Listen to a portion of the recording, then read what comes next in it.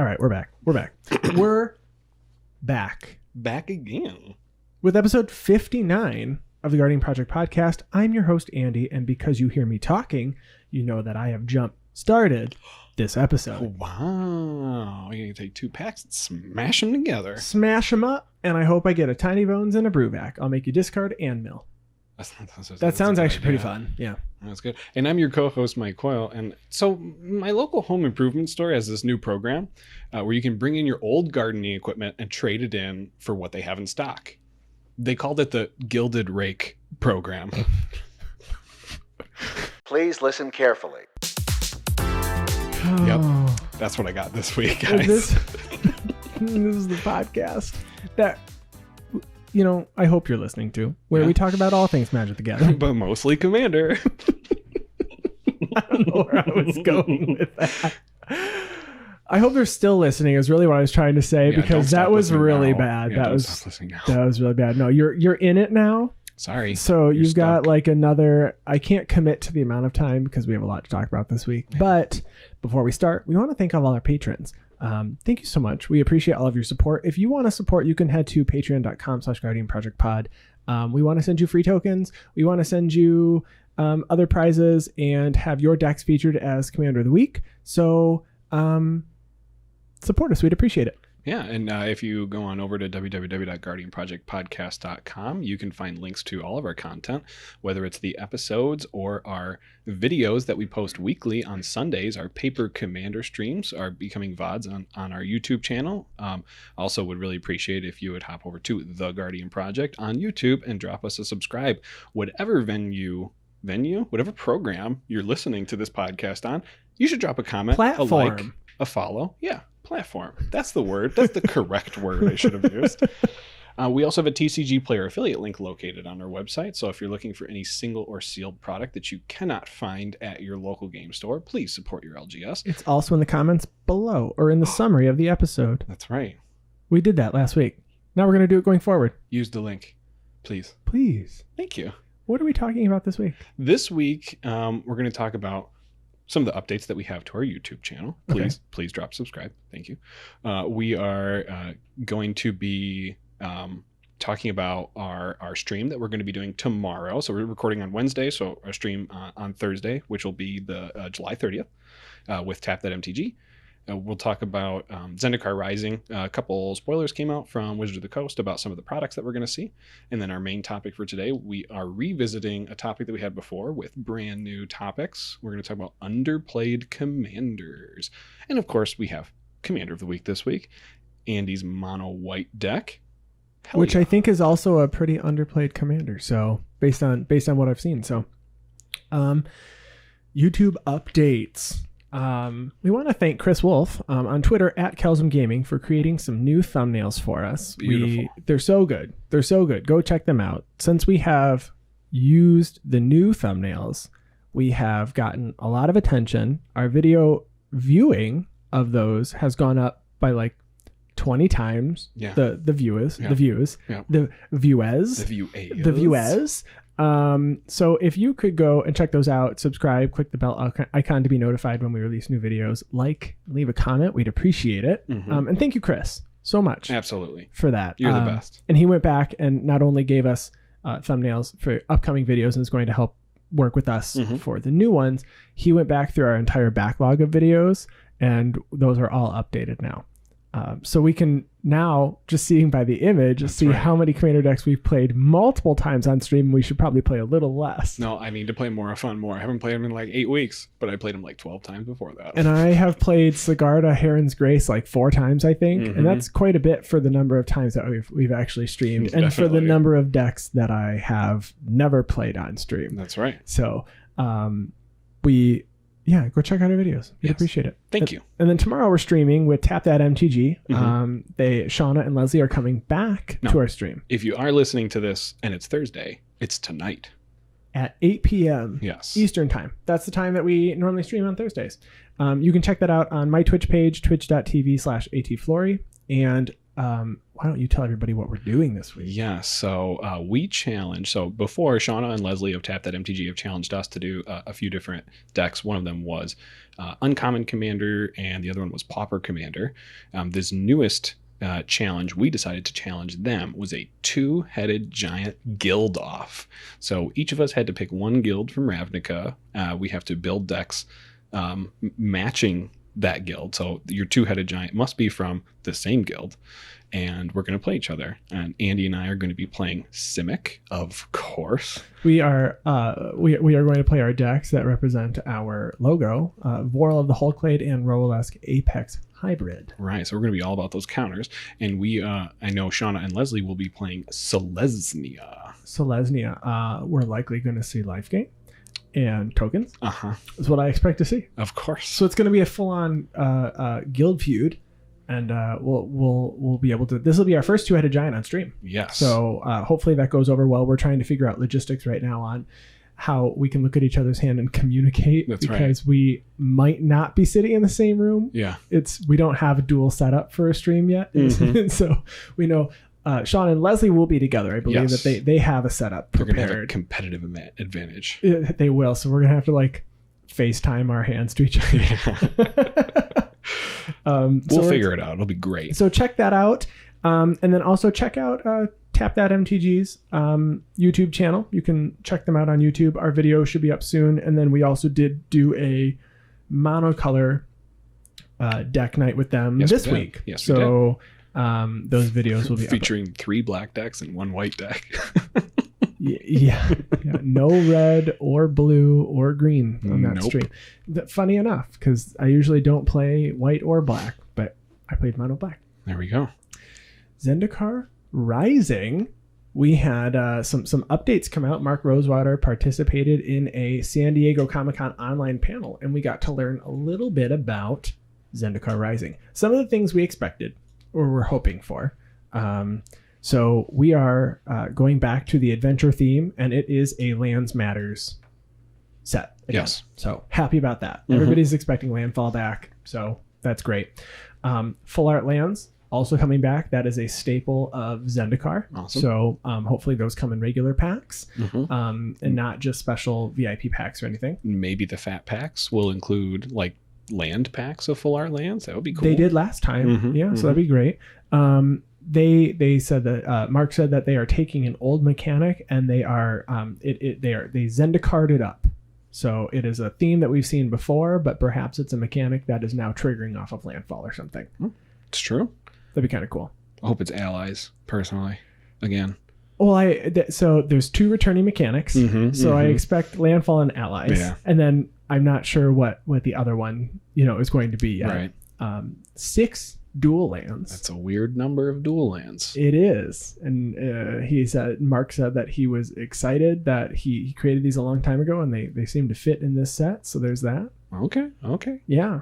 Jace, Nissa, and Nahiri are going to be on Zendikar this time. That's right. They're on the pack art. I'm excited to see more Nahiri. Yeah. I wonder if she's going to be back to mono white or if she's still angry and is still red white. Oh, she mad. Of course she mad. I mean, she was real mad at Soren. Yeah.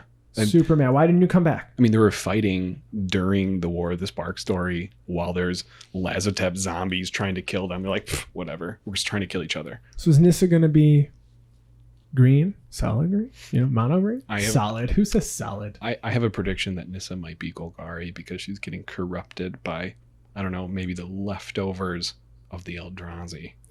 Well, they also said there will be 0 Eldrazi on this set. But they did say that the effects of the Eldrazi would still be apparent. Sure. So I'm excited there won't be Eldrazi this time around. A popular legendary creature comes back with a new color based on the packaging. We think it's Omnath, who has now a white arm. That's right. He got his hands into the white cheddar Cheetos now. White cheddar Cheetos and the spicy Cheetos. And then the blue arm is because he's going to wash his hands afterwards. Of course. COVID out nowadays. I mean, you got to. Solid. Omnath, he washes his hands for at least 30 seconds. You got to do it. And, he sings a song probably or just lightning bolts things. I don't know. He uses trees as he's face storing masks. Mana while he's washing his hands. Oh, yeah. That's what it is. It's got to be. It has to be. And then the other item we've learned about Zendikar Rising is we are getting a new type of booster. That's right. So we're getting a new... Another one. Yeah, so you got VIP. Well... You've got regular. Yeah. You've got... Collectors. Is that what it's called? There's collector's edition, and then 21 has VIP, and then there's a draft booster, and then there's 2 commander decks. Well, no, I just think in general boosters now. The number of boosters that we have, because then there's the one that's just for a specific color. What are those called? Theme boosters? Yeah, theme boosters. Those are theme boosters. Yep. So if you don't know how many boosters there are, I can't answer that because I didn't look up how many there are anymore. But if you have that question, we do too. And so there's going to be lots of different kinds of cards being printed in all these different slots, right? So this is going to be different. It's in fact the first card in the slot is kind of the first time we saw it was in Modern Horizons. So we're going to see some art cards. Yes. In this one, so that's cool. And the Wizard of the Coast did a breakdown here of. They actually referenced the Modern Horizons art card slot in the article.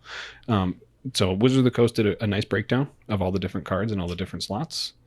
So in the first slot, we have obviously the art card, and we have our land slot where you're going to find both basics and non-basics. We have the commons and uncommons slot that are associated with each other.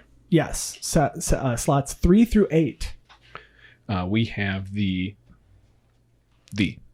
head turner slot. Yes, for the fireworks chapter. The first slot of the fireworks chapter. That's right. Of cards. Each booster pack is a book, and this is a chapter, a fireworks chapter. So it's always going to contain a visually interesting looking card.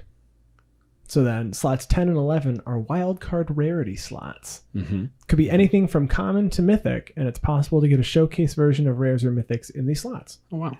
Yeah. Slot 12 is the rare or the mythic rare slot. 13 is foil.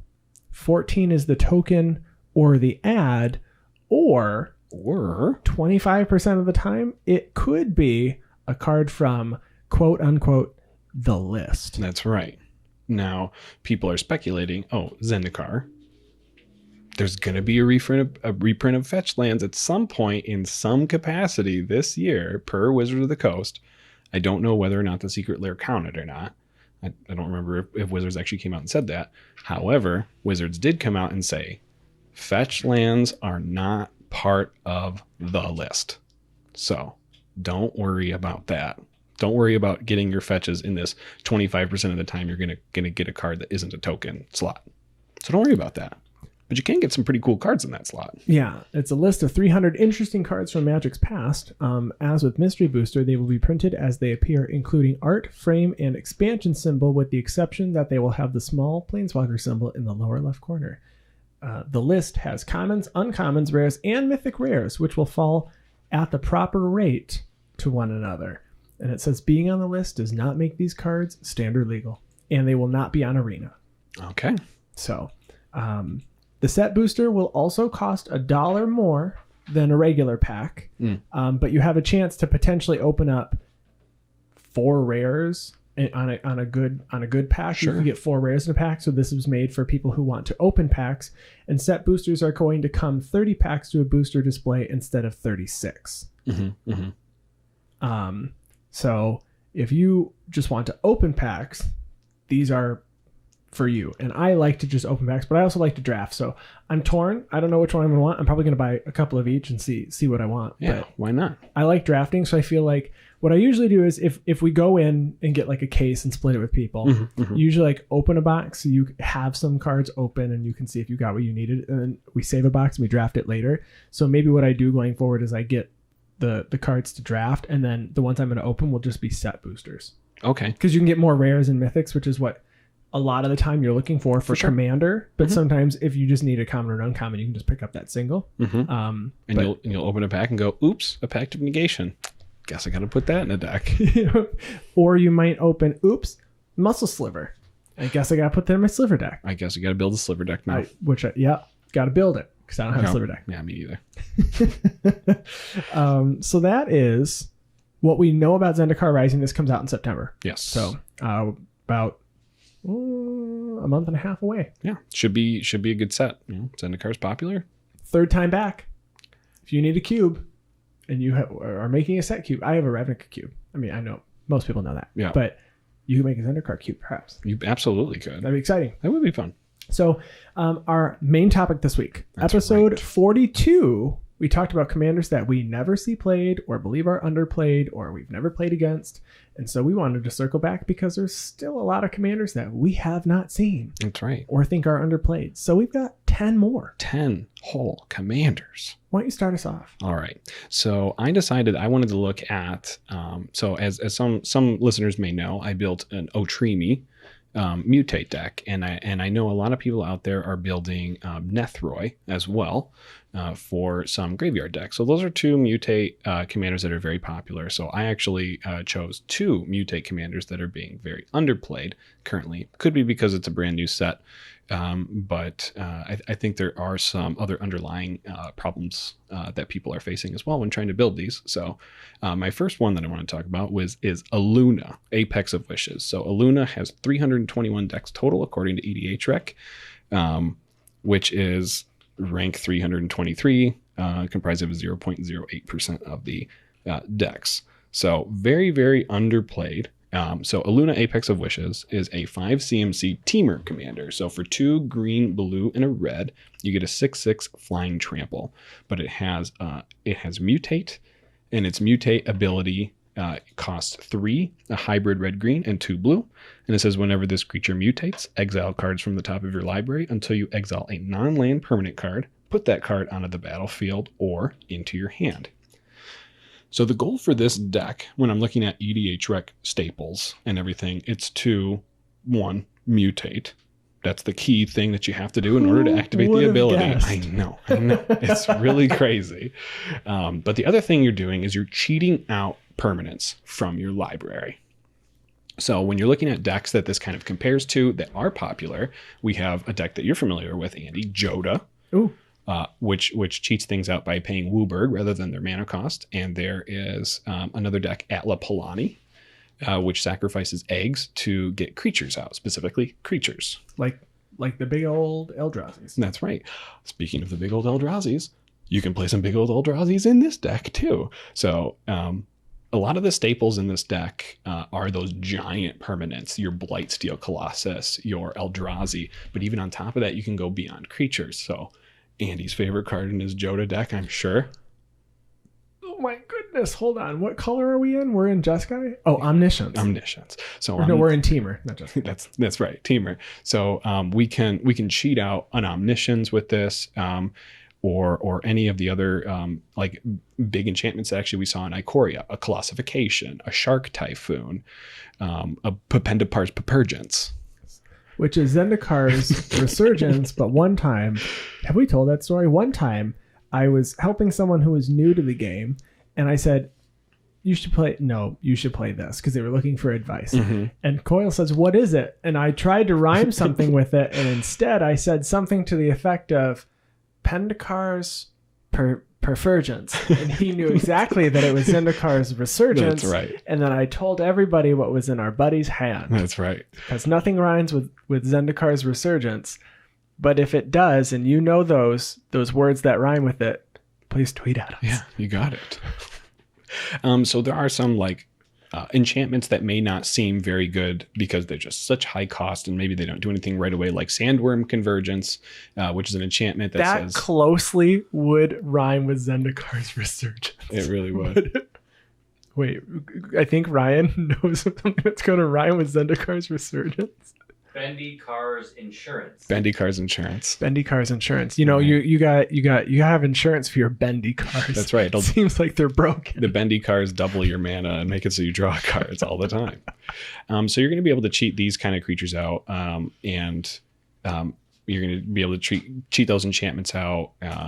Artifacts. I didn't find too many super good high CMC artifacts you want to get out other than like Spine of Ishna to destroy some stuff. But Planeswalkers. You can grab all your Planeswalkers that fit in this color too and cheat them out. Now, the biggest drawback to this is it does cost a lot of mana. And when you want to... Someone is driving so fast past your house and you live in a court. How is someone going that They're far fast? away. Is it an airplane? Was that an airplane? I think it's on 94. That had to have been a motor. That sounds like a motorcycle. Wow. If you all heard that, we are also blown away. Back to the episode. So the most difficult part about this deck is the fact that everything costs a lot of mana. So if you're not able to cheat things out, you're going to have a handful of giant stuff. In order to get it out, you're going to need a lot of mana. And some of the best ways to get mana are mana dorks and artifacts. That being said, when you use a Luna and you mutate, you might hit one of these 1 or 2 mana dorks, 1 or 2 mana artifacts that you don't want to hit. So you want to try to avoid using those cards, which means your ramping has to be all in instants and sorcery. So you're going to see lots of cultivates and Kodama's Reach and all that kind of stuff.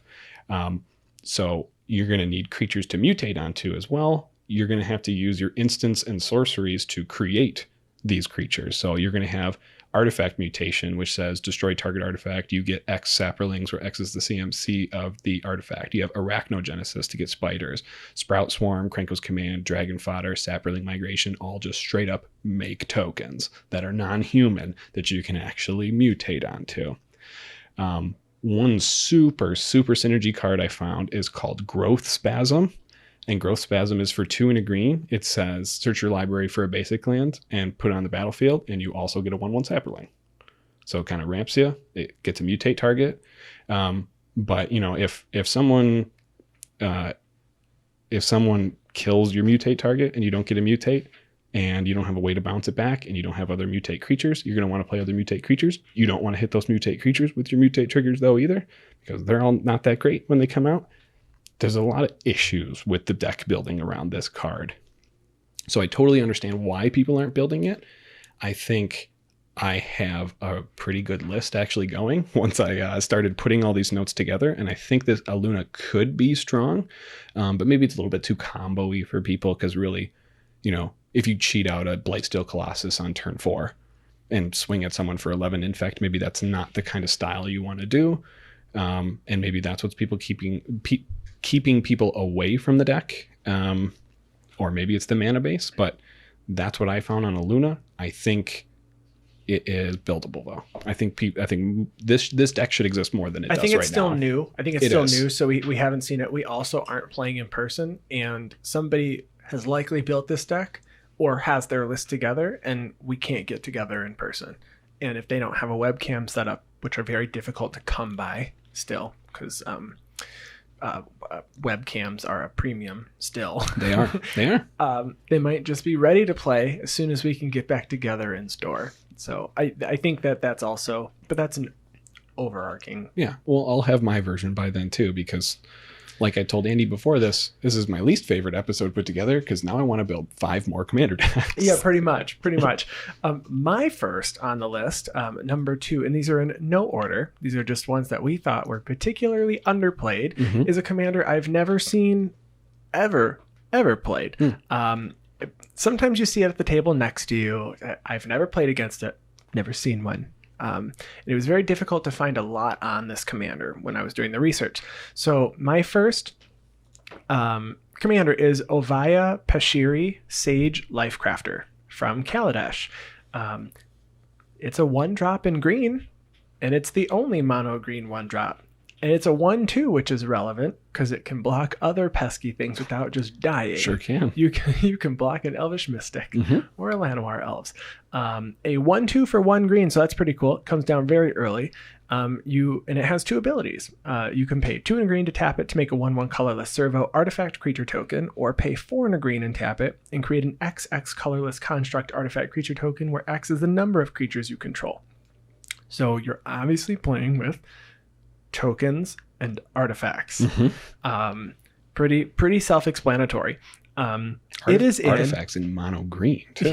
Right. So there are, according to EDHREC, 165 decks. It is rank 470 and is in 0.041% of decks that it could be in. So that is low. It's very a low number. It's really, really low. Yeah.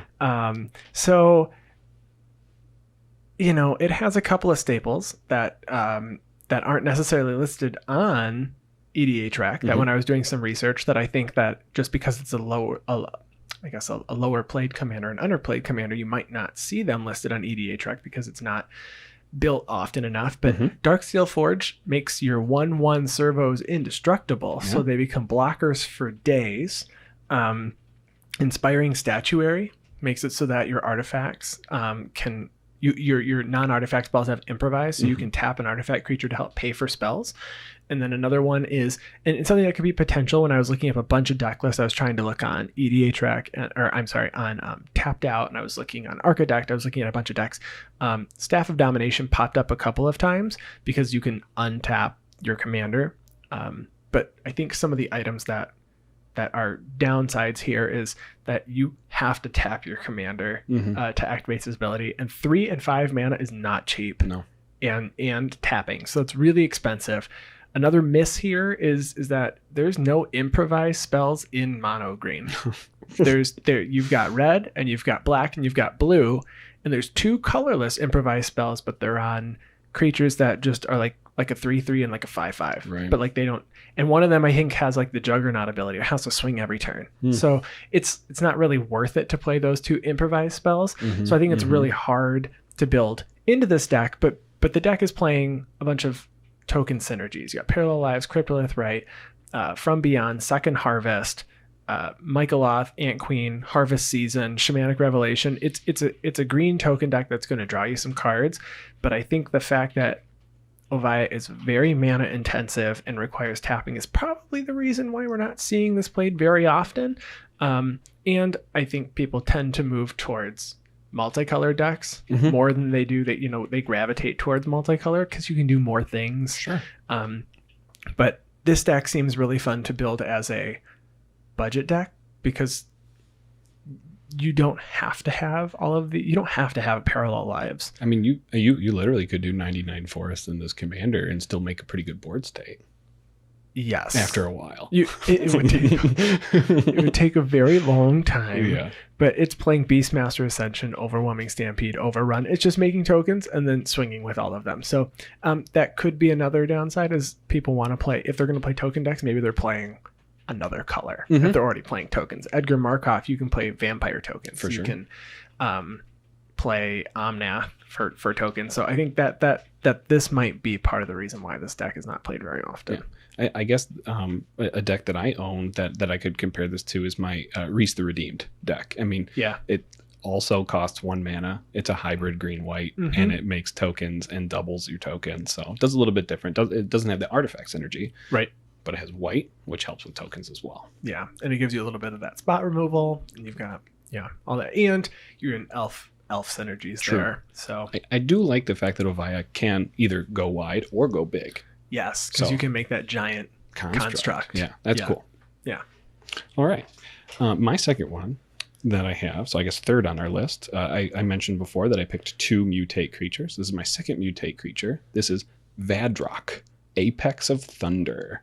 So this is the Jeskai one. So for blue, red, and white, you get a 3/3 flying first strike that has a mutate ability of 1 hybrid blue-white, red. That says whenever this creature mutates, you may cast target non-creature card with converted mana cost 3 or less from your graveyard without paying its mana cost. So instantly at that, this doesn't, to me, scream commander card because it's like CMC 3 or less and people want to play big stuff when they're talking about commander. So instantaneously reading the face of the card, if I open a pack and I look at this and go, maybe it goes in the 99. I don't want to play that as my commander, but I think people are missing out. So Savine, that deck just happened. And Savine, who is also Jeskai, Savine was in the 2019 Precon. And that's the Flashback Matters? Flashback Matters, exactly. So Graveyard Matters cards. Now the great part, so when you cast something for its flashback cost, typically the rule of flashback, you have to exile the card. Vadrok says you just cast the card without paying its mana cost. You do not exile it. So it stays in your graveyard, and you actually have the ability to recast it over and over and over and over and over, which is fantastic. But we can also use some of those cards from Savine that maybe have flashback, that have I don't know, maybe a little extra ability if you cast it from your graveyard, but we don't have to use the flashback ability like Savine's Reclamation. So this is the number one staple for this card, and it absolutely fits and it does well. Savine's Reclamation, 2 and a white, says return target permanent card with converted mana cost 3 or less from your graveyard to the battlefield. If this spell was cast from a graveyard, you may copy the spell and choose a new target for that copy. So you're literally getting 2 3 CMC permanents from your graveyard onto the battlefield once you mutate once. Past this, you're really just looking at some like high synergy cards that are good that you can cast for free. So you have cards like Snap and Frantic Search, which allow you to either bounce a creature or draw cards and discard cards, but they allow you to untap lands. So you're casting it for free, so you're netting mana when it comes to the end. You have to run mutate creatures in this deck. I know, such a surprise. But one of the best cards that I saw when I was looking through the staples is absolutely Windfall. Windfall that you can cast over and over and over. And, maximum hand size? Or whoever has 11 cards, we're going to draw 11. I'll draw 11. Maybe I'll draw 11 again. How about we all draw 11 again? Let's say I have, we are in Jeskai, so we can play white. So we can play Smothering Tithe when we're doing these Windfalls, so that I have enough mana to mutate again, to cast Windfall again. So being able to recast these 3 CMC instants and sorceries are really, really powerful. However, this does say 3 CMC non-creature spells. So, I play Rhystic Study and it gets destroyed right away. Well, I can just bring that Rhystic Study right back to the battlefield now. All right, I'm on board now. Yeah. You finally killed my Narset Parter of Veils. Oh, that's fine. Well, no, I don't want that one coming back. I'm bringing it back. No, you can leave that one at home. So it's very open. Another card, Jeskai Ascendancy, is not only does it allow you every time you cast a non-creature spell to draw a card and discard a card, potentially filling your graveyard with cards that you can cast, but it is also itself a 3 CMC enchantment that you can cast from your graveyard, and you do cast the cards as well in case there's any. I didn't come across anything that requires a cast rather than just like getting a permanent for free. So I didn't come across anything like that. However, all the other wheels that you can run, like Wheel of Fortune, you can run in this a little bit pricey. Even a Faithless Looting is really nice to constantly Faithless Looting and fill your graveyard with stuff. Underworld Breach, you can cast all the time, just like every single turn for your graveyard recursion. And, like most Jeskai decks, we can also play a lot of control. So, Path to Exile, Swords to Plowshare, Counterspells, Teferi's Protection every single turn you could do if you put it in your graveyard rather than cast it from your graveyard. Windfall. Aura of Silence, Ghostly Prison, Propaganda. I mean, the idea is you're probably playing a control shell.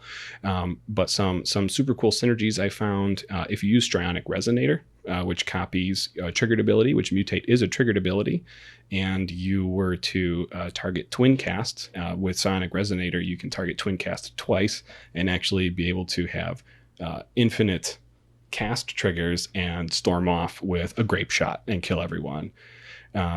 So there are some drawbacks. You do lose pretty easily to Graveyard Hate because you're very, very dependent on it. And your win conditions are a little bit unclear, if not, Laboratory Maniac win cons. Maybe you have to run Approach of the Second Sun as a win con. You're probably not swinging for anything. You're just kind of controlling it out. And you need to have a mutate target, which tends to be a little bit difficult, especially since you can't return creatures with your commander's mutate ability. You will need a card like Savine's Reclamation in order to get those creatures back. And then one last thing about this, if you are playing this deck and you're not playing the 0 CMC suspend cards, you do get to cast those for free, such as Wheel of Fate or Ancestral Vision. And if you're playing Restore Balance, I'm sorry, for your playgroup. Yeah, don't do that. Don't do that. So I think this card is very, very playable as a commander. Wonderful colors, and It's a control style though. Wonderful colors. Oh, it really is. It really. I mean, it's not like. It doesn't even include your favorite color. I'm impressed. It's got blue. It's fine. It does have blue. The next card is commander that I have is Marath, Will of the Wild. So it is a red, green, white elemental beast that says when Marath, Will of the Wild enters the battlefield, it enters with a number of +1/+1 counters equal to the amount of mana spent on it. It is a 0/0 and has pay X to remove X +1/+1 counters from Marath, and you can choose one of the following options. You can put an X. You can put X +1/+1 counters on target creature, and it deals X damage to target creature or player, or it deals. You put an XX green elemental creature token onto the battlefield. So you have a couple of options. Marath. We're wondering if this one's an outlier because there's 869 decks according to EDA Trek, but I've never seen this deck played. Right. Never once. It was the face of a precon. It's got to be why. I think so.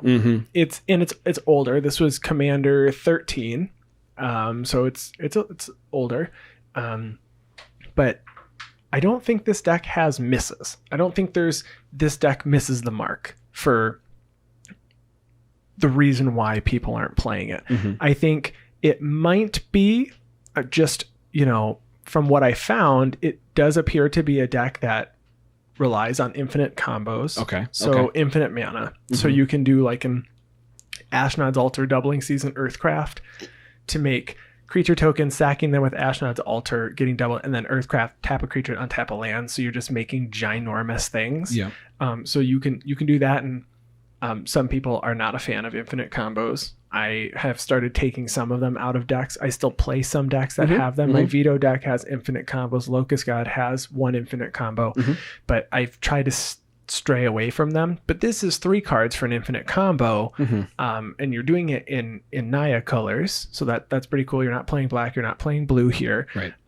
This deck also relies heavily on enter the battlefield card. You've got Warstorm Surge when you make these creature tokens. Oh, yeah. Your Warstorm Surge triggers Perforos, Cathar's Crusade.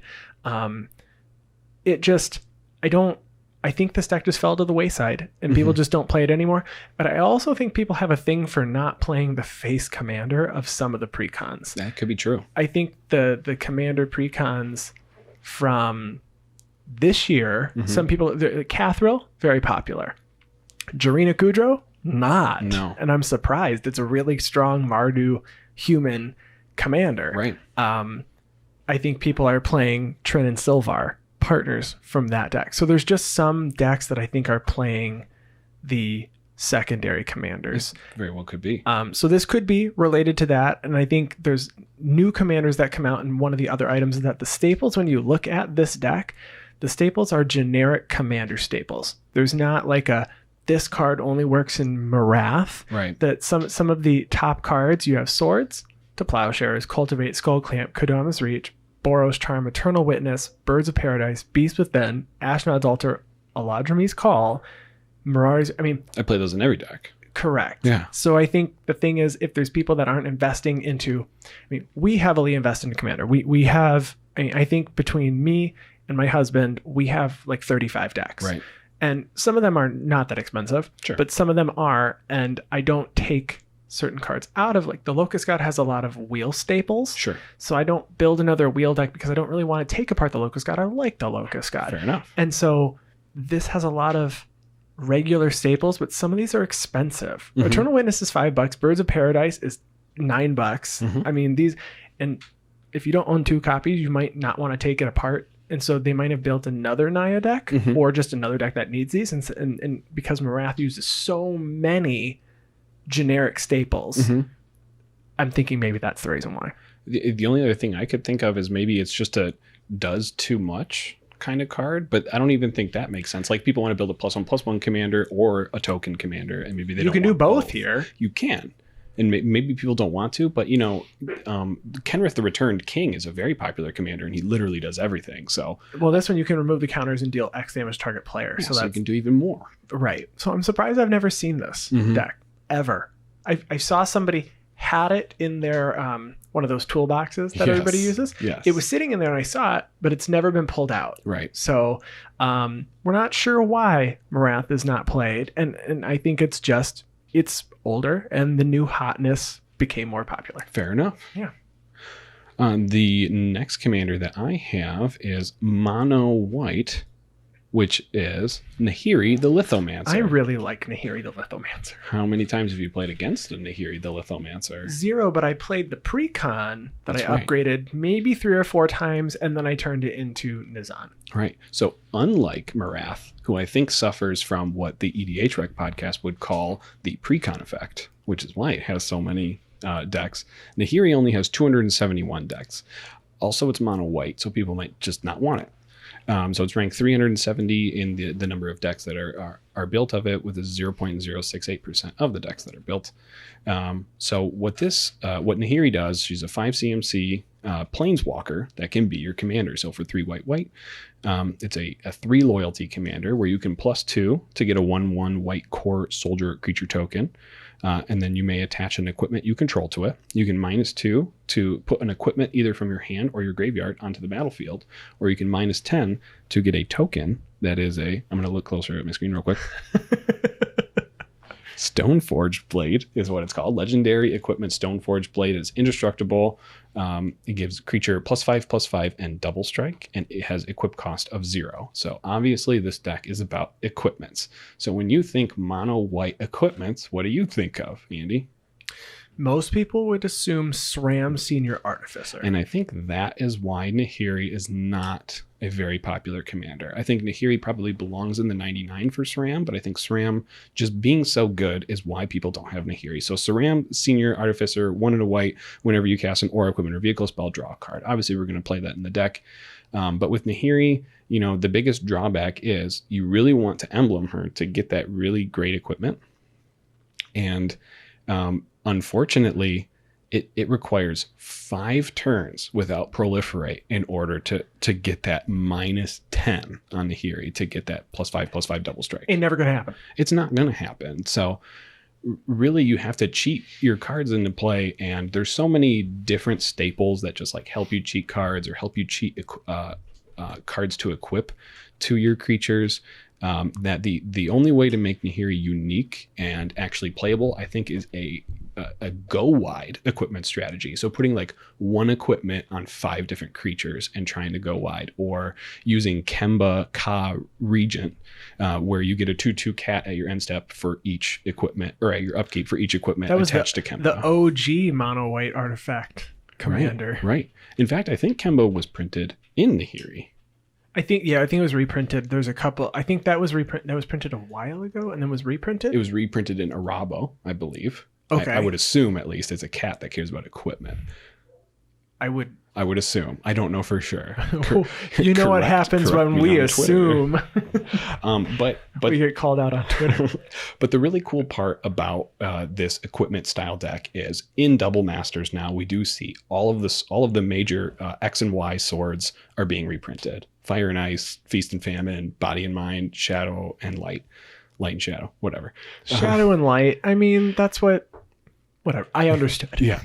On top of that, we're also seeing Stoneforge Mystic, Stonehewer Giant, and Pure Steel Paladin also all being reprinted in Double Masters. So these staples are going to get cheaper for you to build a mono white equipment deck, whether it's Nahiri or SRAM. Be different. Build Nahiri. I really like Planeswalkers as commanders. We've talked about this before. Mm-hmm. I bought that pre-con because it seemed really fun and it was really affordable. I think I found it was really cheap a couple of years ago. I think that was the first pre-con that I purchased. Oh. So, but then I quickly turned it into Nizan after Arabo came out because you got the free hammer of Nizan. Mm-hmm. And you have access to green, which helps you with card draw, it helps you with removal, ramp. Yeah, even just creatures. So that was the reason, but I think it's an underplayed commander. I think it does what it needs to do, and it's really fun. And you don't see it very often. And I like seeing decks that I don't see very often. That's right. And that's why we're talking about That's why I play Annoying Dar. That's why Annoying Dar. Yes, that's right. Because people are like, what is this? The next commander I have is Hirobi Death's Whale. Yeah, so glad you picked this one. So when we were coming up with our list, I had mine done first. And so Coyle goes, oh, I'm really glad you picked that because I almost put that on my list. So Hirobi is played, there's 217 decks, rank 411, 0.054%. So Hirobi Death's Whale is a 4/4 flying spirit creature for 2 black that says whenever a creature becomes the target of a spell or ability, destroy that creature. So you can probably already understand why people might not like to play against this commander. I can imagine. Now, this is a deck that until literally last month, I had never seen before. And we have somebody in our play group now who does have a Hirobi deck. And I've learned so much about cards that are... This is a deck that has a lot of cards that do nothing, but function really well in this deck. Absolutely. So Hirobi, the strategy is target creatures so they get destroyed. That's it. And it does hurt Hirobi as well. So I think it's a fair commander because it gets hurt itself. So some of the staples for Hirobi, one of the cards that I said I finally found a staple for in Nakara and Yannick is Tetsamok Primal Death. Oh, yeah. When you just pay a black and reveal it from your hand to put a prey counter on a creature, On a 9 target times creature? on target creature, 9 times you have a repeatable just destroy spell for a single black. That's, it feels... Tetsamok doing this in Hirobi feels like View from Above in Noyan Dar. Fair. They feel the same, and it's great. You love to see it and to do it. That's So right. Tetsamok is only in 187 decks. And that's fair because I think it's a weird board wipe. It's a weird board wipe. Yeah. So you have that. Some other synergies here. Shadow Alley Denizen is a 1/1 for 1 that says whenever another black creature enters the battlefield, target creature gains Intimidate until end of turn. So you just play a black creature and you destroy someone else's creature. Yeah. It's yep. A win con in this, Revel in Riches. Of course. Because you're destroying creatures, you're getting treasures, and then if you have 10 or more, you just win. So some of the misses here, I would say, or the downsides, let me rephrase that to downsides, is that it could make a very, very unfun game. Yes. And slows it to a screeching halt if you don't have a way to remove Hirobi. Because they have ways to keep Hirobi, like Eldrazi Monument makes all of your creatures indestructible. So you that's pretty good. Yeah, sure does do it. Yeah, giving it hexproof. Yeah. Or Shroud. If you can do that without targeting it. Sure. Yeah. Yeah, it's a good. I didn't think about that. Yeah, because you have to equip, and you can't equip to it with Lightning Greaves or with the Swiftfoot Boots. So, Eldrazi Monument works. Yep. And All-Star, like in a deck that I have, Slimefoot, an All-Star in this is Shadow Spear. Oh. Because you can get rid of Hexproof and Indestructible from your opponent's creatures and then target them with some ridiculous spell. It also plays a couple of artifacts that just have tap, and target creature gets like +1/+0. Oh, yeah. So you just tap it and you just destroyed the creature. It's ridiculous. And liquid metal coating too. Metal coating, and it also plays effects like Grave Pact and Dictate of Erebos. So you can see why it would be unfun, and it might, draw a game out. But I think it's criminally underplayed. From after seeing it, I said, why have I never seen this deck before? It's mono black, very cool. So if you have one, tell me about it. But I think Hirobi's underplayed. Yeah. Well, allow me to combat your destroy everything on the battlefield, and maybe that's not why it's being played, with my own destroy everything on the battlefield, and that's why it's not being played with a commander that I used to own and used to play, my Rakdos commander back in the day, called Kazarov, Sengir Pureblood. So for 5 black, you get a 4/4 flying vampire that says whenever a creature an opponent controls is dealt damage, put a +1/+1 counter on Kazarov, Sengir Pureblood. Then you can pay 3 and a red, that's what makes him Rakdos, and Kazarov deals 2 damage to target creature. Just so you know, that activated ability, you're never going to use that. Don't worry about it. 4 mana is way too much mana for the effects that you want to do. So in this deck, the big strategy is to deal 1 damage to all creatures on the board. And, you know, if someone's playing a token deck, not only are you going to board wipe, but you're also going to about to put 20 +1/+1 counters on your flying vampire commander that can now kill someone with commander damage. So commander damage is going to be the main way that you win with Jahzzar, Sengir, Pureblood. Some of the downsides is you are playing this such as a Voltron deck, so you have 1 creature. So if someone makes you sacrifice a creature, you only got 1 to choose from. Yeah. And that's about all you got. But there are tons of staples that you can use. Pestilence, Pyrohemia, Thrashing Wumpus. You're probably not going to know what all these guys are. I have never heard of some of them. I'm other than when I played with them, you probably wouldn't. But Caltrops is a really big one that I know that people play in Sidri. Yeah, that's amazing in Kazarov as well. You even have stuff in lands like the card Desert that deals 1 damage to an attacking creature, or Balduvian Trading Post that does 1 damage to attacking creatures.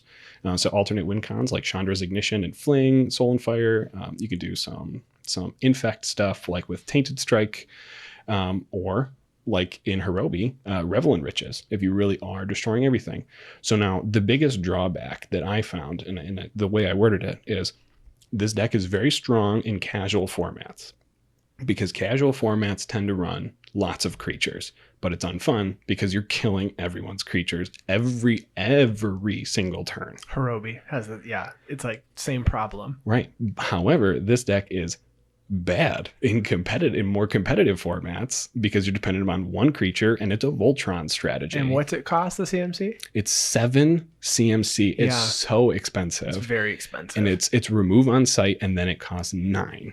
You have to rely on black for card draw, which is fine. Red damage spells that are super cheap, so you need the card draw because you're constantly going to be cycling your hand, and you're going to need to rely on artifact ramp or expensive like Cabal Coffers type ramp in order to play the deck. So it's a very expensive commander for something that probably isn't going to be super fun for your play group. So if you are deciding you're going to build Sengir Pureblood, which it is a fun deck to play, make sure your play group isn't playing something where you're hard countering them.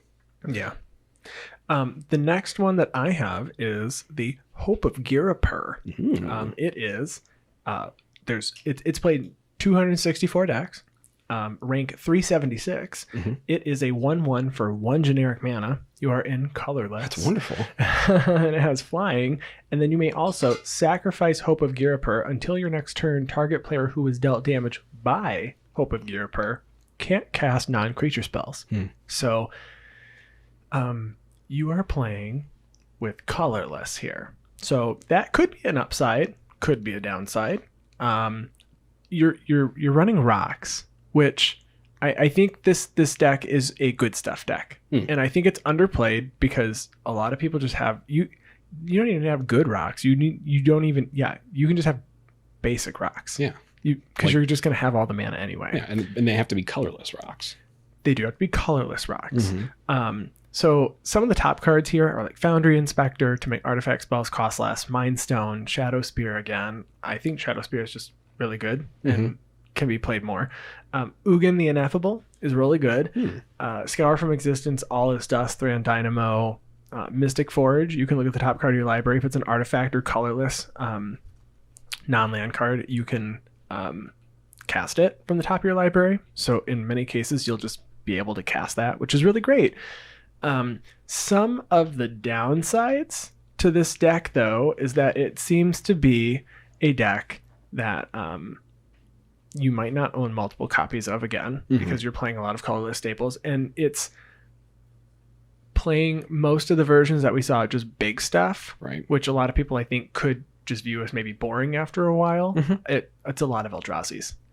So you're just pumping out ginormous things and then hoping to just swing in. Seeing colorless, I think folks may think Eldrazi, and then you might become target number 1. Fair. And it won't be as fun for you to play the game. And then you also you have to sack your commander. That's right. So you're sacking your commander. It costs more.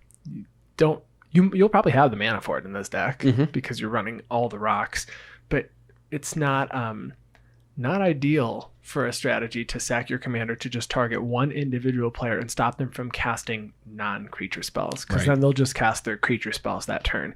This is probably good in 1v1 commander. It's probably much, much stronger in 1v1. In a group game, I've never seen this played, but I think it's a good stuff deck. So that could be an upside or a downside.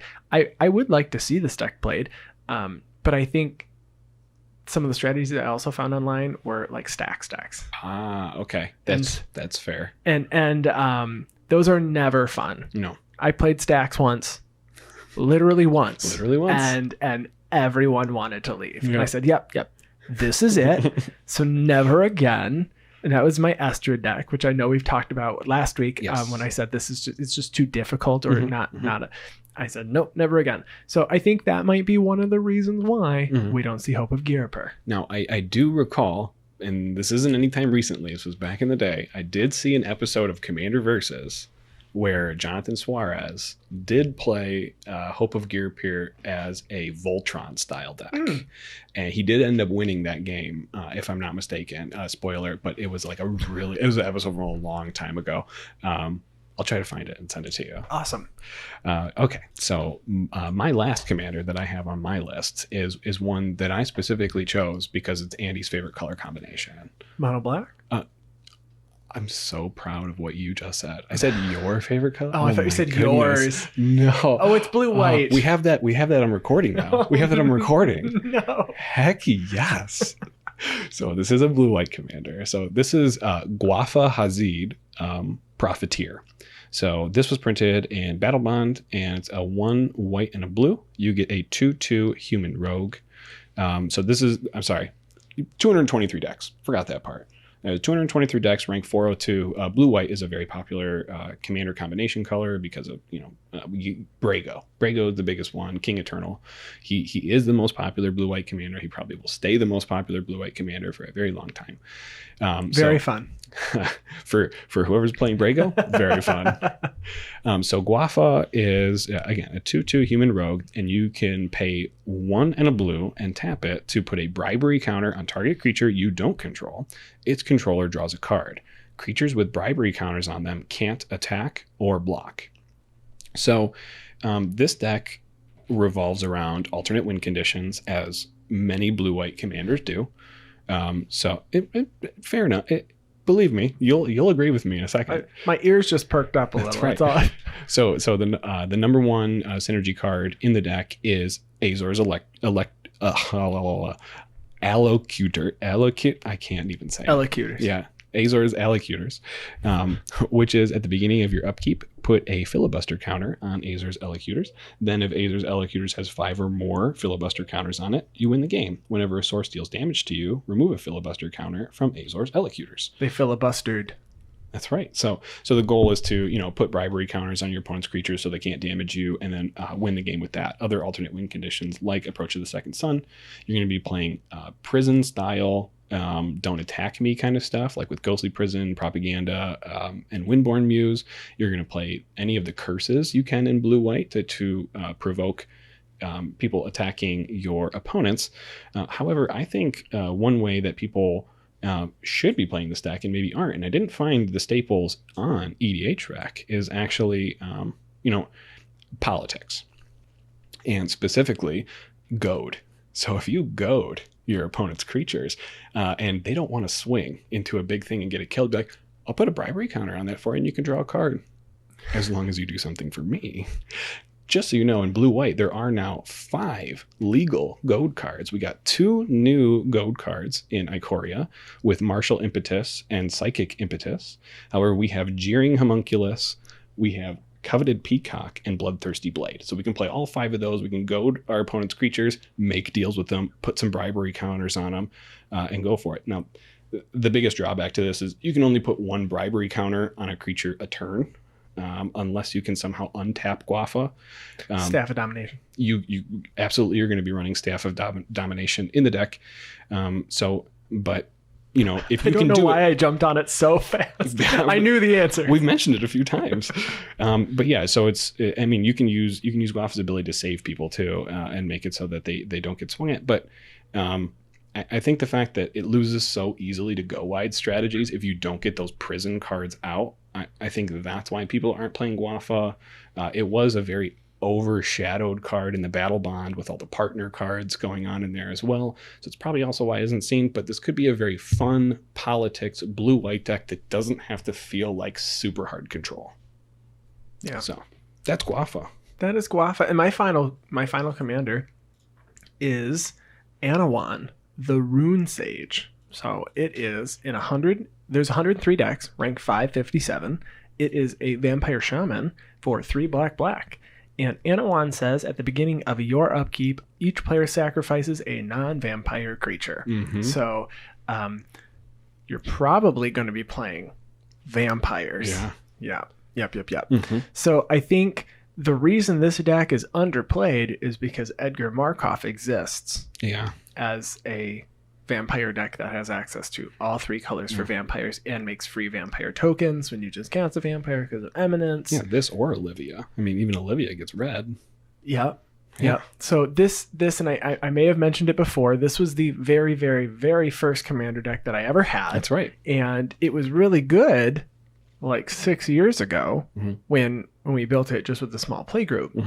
5 mana is a lot, and it has to live back to your turn. So the first turn it could do anything is turn 6 if you played it on curve. Sure. Hopefully you're playing rocks because you're a mono black, so you're not really ramping. I mean, I guess you could have a spell like to give you 3 black mana. Oh, Dark Ritual. Thank you. Yep. I was like, I am not. It's not a staple that comes to my head. I was not throwing you that bone right then and there. So if you can get it out sooner, great. But you want it out real soon so that you can force them to sack the creatures, because by turn 5, sometimes people have just a whole army amassed already. For sure. So you really want to get down early. It's not strong against token strategies, and it can be target number 1. Because if you're playing against a Voltron deck, they need it gone because they're going to have to sack it at the beginning of every single one of your upkeeps. So I think the reason why this deck is not played is simply because of Edgar Markov. I'd go through staples, but they're just vampires. Yeah. That's really all that's in this deck is vampires. And I'm not... I think it was actually a very good deck. But I do think it's underplayed now, but it's simply because... there's other vampire strategies in black, red, white. There's 2 in black, red, actually. And people are choosing to play those ones over this. Yeah. 103 decks, and it's old. I mean, it was from Zendikar originally. I believe it was originally from Zendikar. And then it was reprinted in the Edgar Markov deck. Right. You can't play Paradox Haze, which is a big thing because it's an upkeep trigger, and Paradox Haze gives you 2 upkeeps and would trigger it twice. But maybe you could play Stronic Resonator and double the triggered ability. But other than that, yeah. I mean, how do you even synergize with that? Yeah, it's originally from Worldwake. Oh, okay. So, yeah, the original Zendikar block. But I just think that it's underplayed because there's other vampires. And maybe if you want to build an easy mana base vampire deck, this way it's only mono black and you can just put 37 swamps in there and go to town. It's actually super affordable. Yeah. Once you cut out the multicolored vampires, for the most part, these are all, I'm looking at, they appear to be mostly sub $1. Besides Bloodline Keeper maybe. and Kalidas. Some of them are cheaper, and I mean, you want Blood Artist too, but most of these are super cheap. So this is a very affordable deck. But I think it's just the colors. Those are the 10 commanders that we think are underplayed, or we never see them played. That's right. Speaking of underplayed commanders. Commander of the week, I think, is also an underplayed commander. Who's Commander of the Week this week? It is Heliod Sun Crowned. Ooh. So I looked this up on EDHREC, and this is played currently. There's 586 decks listed. So it's a decent amount, but I don't think this deck is played as often as you would think. But it did just recently receive a couple of cards that work really well with it. So we might see it a little bit more. It just got Mangara the Diplomat, Draneth's Magistrate, Speaker of Heavens, a couple of cards from the new Commander set that were released alongside Ikoria Verge Rangers, which lets you look at the top card of your library anytime, and if an opponent has more lands than you can play a land from the top of your library. So it's benefiting from the mono white boost that we're starting to see, which is really good. But the version of Heliod that I built, so there's life gain strategies. I decided to build a tax strategy. So not death and taxes, but just taxes. And it's not stacks, it's tax. No S in front of my tax. Much better. It really is. Much better. So I might make you pay a little bit more for some spells, but I'm not shutting you down. Right. Entirely. It's true. No, it's true. It's 100% true. Until you put Rest in Peace down and play in the graveyard deck. But that's your own fault. So essentially, my deck is looking to get out my Walking Ballista. So this is a Walking Ballista combo deck. So you play Walking Ballista. Walking Ballista says when it enters with X+1/+1 counters. Pay 4 to put a counter on it. Or you can remove a +1/+1 counter. It deals 1 damage to target creature or player. So you have to have Walking Ballista with 2 counters. And then Heliod says as long as your devotion to white is less than 5, Heliod's not a creature. I guess I should explain my commander because I didn't do that. So let's do that. Heliod's a 5/5 for 2 and a white that has indestructible, is not a creature if your devotion is less than to white is less than 5. And it says whenever you gain life, put a +1/+1 counter on target creature or enchantment you control, and then pay 1 and a white to give another target creature lifelink until end of turn. So you are gaining life, but it's not the main strategy. Although it turns out that I use that a lot. Yeah, why not? You got to survive somehow. You do have to survive. So Walking Ballista itself, I explained, it comes in, you put counters on it, and it has the ability to remove a +1/+1 counter to deal 1 damage to target creature or player. So what you do is you get 2 counters on it, you give it lifelink. You remove a counter and you deal a damage to target creature or player, and then you put a counter on it and gain 1 life. And then you remove that same counter and then you just put it right back on. So essentially, if you assemble these 2 cards, you win the game. Yes. So there's also a backup with Triskelion, which does the exact same thing. You give it lifelink, you remove a counter, it deals 1 damage to target creature or player, you put the counter back on it. So this costs 6 instead of potentially 4. So it just costs 2 extra. But you do have to have your commander out. You have to have 4 mana for Walking Ballista and 2 mana to give it lifelink. So no matter what, the turn you're going to win, you have to have at minimum 6 mana. And you're playing mono white, so I do have some rocks in here. But if it gets countered, you're going to have some problems. Right. Because good luck. I mean, you can put some counters on your creatures when you give them lifelink and swing, and I am playing 31 creatures. So it's not nothing. But I do play cards to make it so that my opponents can't cast spells on my turn. So I will play cards like Silence. And so your opponents cannot cast spells this turn. I'm playing Orum's Chant for a white with kicker of white. Target player can't cast spells, and if you kick this, creatures can't attack this turn. So you could prevent maybe just a huge swing, but in most cases, you're just going to pay 1 white. I am also running Angel's Grace. Split second, you can't lose the game this turn. Your opponents can't win the game, and if your life goes below 1, it becomes 1 instead. So if there's something that's going to stop you before you get a chance, you can hopefully live just for 1 turn. And then I am playing cards like Rule of Law and Deafening Silence. So players can't cast more than 1 spell each turn. I have Aethersworn Canonist. You can't cast more than 1 non-artifact spell per turn. So essentially, you are just trying to get out your combo here. I'm running Inventor's Fair in the land slot so that I can pay 4, sack it. I have a lot of artifacts, so I can go grab my Walking Ballista. I have a Enlightened Tutor. Enlightened Tutor can also go grab the Walking Ballista. And then if it does get countered, I have Buried Ruin, so you can pay 2, sack it, and return an artifact from your graveyard to your hand. And then it's just a bunch of backup cards. I mean, for the most part, I've got Mother Rooms to give protection. I have Hushwing Griff to prevent ETB abilities. Hushbringer does the exact same thing. You're really kind of trying to just slow down the game a little bit so that you can live to get to this. It's been pretty consistent so far. I do like it. I think that I want to change it up a little bit though, and maybe put a few more alternate win cons in here that care about the life gain.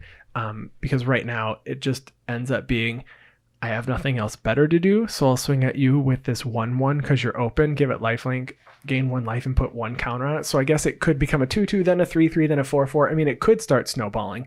But for the most part, the game, I feel like this is one of those decks with the way that I built it. And now that everybody has seen it, it becomes target number 1, or you always watch for the turn that they're going to play, or that I'm going to play my Walking Ballista. That's right. And if I don't have silence, I usually just don't do it.